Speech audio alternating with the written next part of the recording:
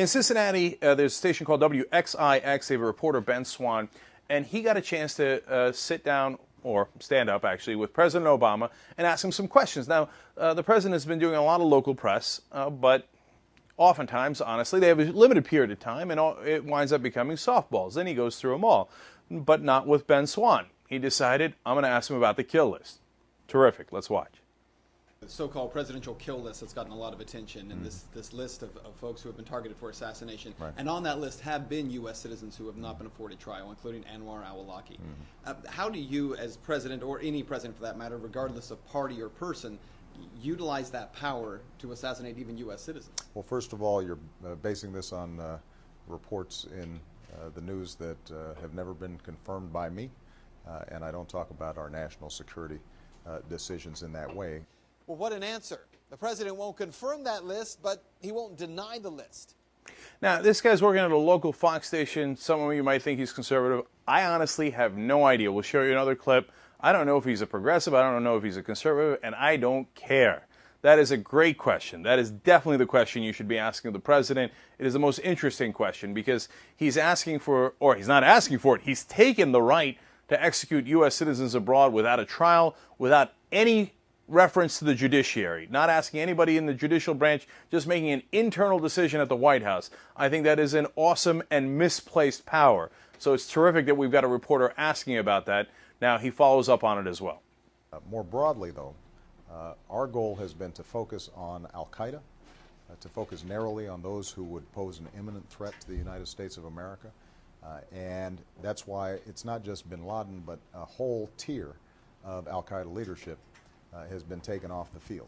And that's part of what has allowed us to now begin to transition out of Afghanistan, to begin to bring our troops home. Again, what the president said here misses at least one important point. The president's war with al-Qaeda has gone far from the borders of Afghanistan to nations like Yemen.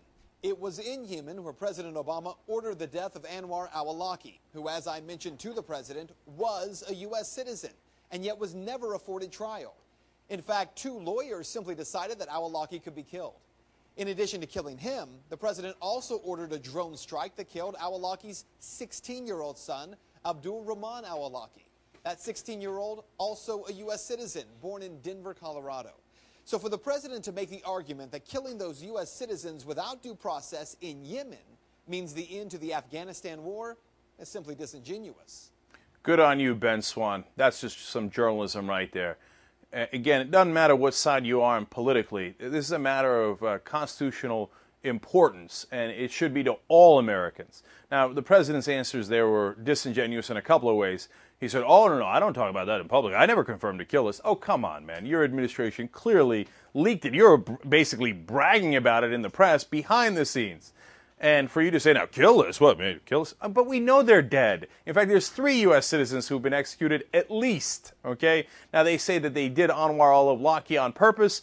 Abdul Rahman al-Awlaki, that's the 16-year-old kid that they were just showing there, was by accident when they were targeting someone else. By the way, they didn't get the person they were targeting, but that 16-year-old American citizen is dead anyway. No due process. I need you to understand this, whether you're a Democrat or a Republican.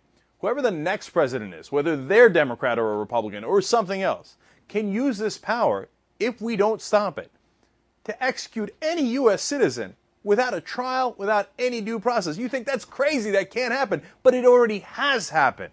And you think, oh, well, they're just Arabs. They're over there in Afghanistan or Yemen. Apparently even the president has trouble distinguishing, given that he's claiming that this has something to do with what's going on in Afghanistan, strikes in Somalia. Now, I know, look, there's a broad war on terror, but you can't say I'm winding down the Afghanistan war because I killed some U.S. citizens in Yemen. That doesn't make any sense.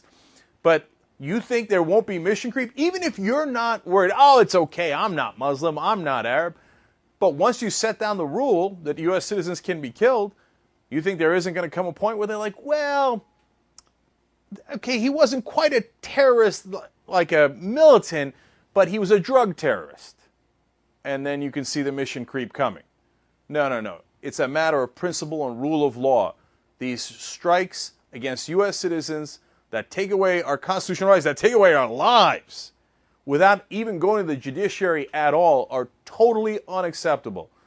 That is totally unconstitutional, and I love that a local reporter like Ben Swan asked about it. The president and all politicians should always be aggressively questioned on the real issues like that.